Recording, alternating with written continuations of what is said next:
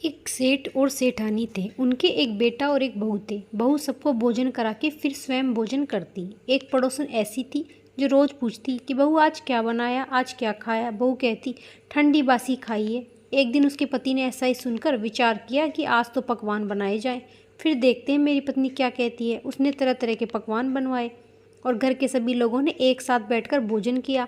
आज भी पड़ोसन ने पूछा तो बहू ने कहा ठंडी बासी खाया है। सेठ के लड़के ने सोचा हो या ना हो कोई बात तो ज़रूर है जिससे कि मेरी पत्नी ऐसा कहती है। उसने पत्नी से पूछा कि तुम रोज़ ठंडी बासी खाई ऐसा क्यों कहती हो, जबकि हम तो सब एक साथ बैठकर कई तरह के पकवान खाते हैं। उसकी पत्नी बोली हम जो भी खा रहे हैं वह बाप बूढ़ों की कमाई है। जिस दिन आप कमा कर लाओगे उस दिन मैं समझूंगी कि दाज भोजन कर रहे हैं। अब एक दिन लड़के ने माँ से कहा मैं एक बड़े शहर में कमाई करने जा रहा हूँ। माँ बोली बेटा हमारे पास इतना धन है कि खाया नहीं रुक खूटे। माँ के मना करने पर भी बेटे ने स्वयं ही कमाने का दृढ़ निश्चय किया और जाते समय पत्नी से कहा कि मैं जब तक कमाकर बहुत सारा धन न लेकर आऊँ तुम चूल्हे की आग मत बुझने देना। एक दिन चूल्हे की आग बुझ गई तो वह मन ही मन घबराने लगी कि कहीं मेरे पति पर संकट तो नहीं आ गया। जल्दी से पड़ोस में आग लगाकर चूल्हे में रख लूँ, ऐसा विचार करके वह पड़ोस में गई। वहाँ पड़ोसन चौथ माता का व्रत पूजन कर रही थी। पड़ोसन ने कहा थोड़ी देर में आकर ले जाना। बहू ने पड़ोसन से पूछा कि आप यह व्रत क्यों करती हो, इससे करने से क्या मिलता है। पड़ोसन ने कहा चौथ माता का व्रत करने सुहाग की लंबी उम्र होती है और बिछड़ा हुआ सुहाग मिल जाता है, अन्न धन और लक्ष्मी मिलते हैं, सारी मनोकामनाएं पूरी हो जाती हैं। अब बहू ने भी सोचा कि सभी चौथ माता का व्रत करने का विचार किया। वह हर चौथ व्रत के दिन दीवार पर चौथ माता बनाती और उस दिन घी गुड़ का चूरा बनाकर रात्रि को चंद्रमा को अर्घ देकर भोजन करती। ऐसा करते करते बहुत दिन हो गए। एक दिन चौथ माता ने इस बहू के पति को सपने में आकर कहा कि साहूकार का बेटा तू जागेगी सोवे तेरी पत्नी बहुत याद कर रही है, घर जाकर उसकी चिंता मिटा दो। साहूकार के बेटे ने कहा कि बहुत काम फैला पड़ा है, मैं कैसे जाऊं। तब चौथ माता ने कहा कि तू सुबह दुकान खोलकर कंकु केसर का पगलिया बनाकर बैठ जाना, आज तेरा हिसाब किताब चुकता हो जाएगा। लेने वाले ले जाएंगे और देने वाले दे जाएंगे। अब तो चौथ माता ने जैसा कहा वैसा ही हुआ।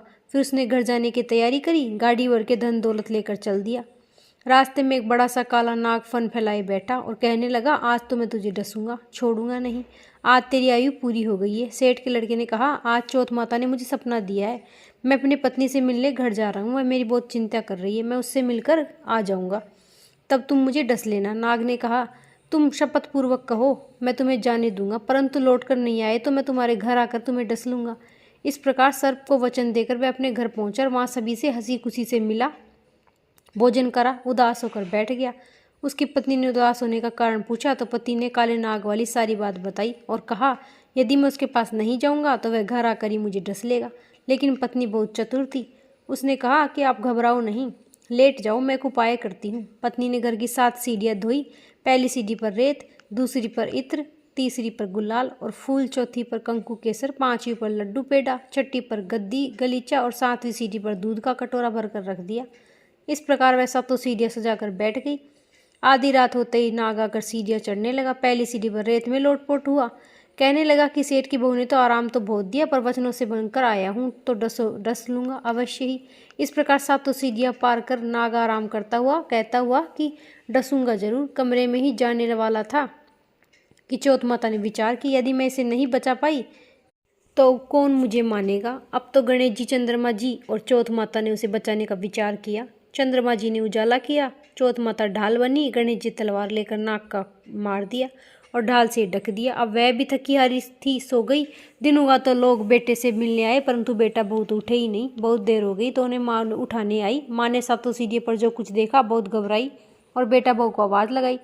बेटा बहू उठे तो देखा कि एक ढाल और तलवार वहाँ पड़ी है। ढाल उठाई तो वहाँ काला नाग मरा हुआ पड़ा। बेटे ने बहू ने सोचा कि आज तो धर्म ही कर्म ही आड़े आए हैं जो भगवान गणेश जी चौथ माता ने रक्षा करी। हे चौथ माता, आपने जैसे सेठ के बेटे बहू की रक्षा करी वैसे सबकी करना।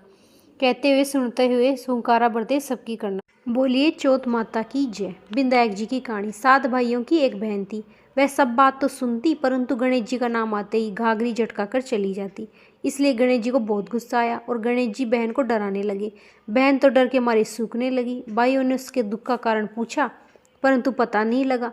तो सातवां भाई चतुर था, आधी रात को वेश बदल कर बैठ गया और गणेश जी को पकड़ लिया और पूछा कि तुम कौन हो और मेरी बहन को क्यों डराते हो। तो वे बोले, मैं गणेश हूँ, तेरी बहन सबकी बातें सुनती है परंतु मेरे नाम से दूर भागती है, इसलिए उसे डराता हूँ।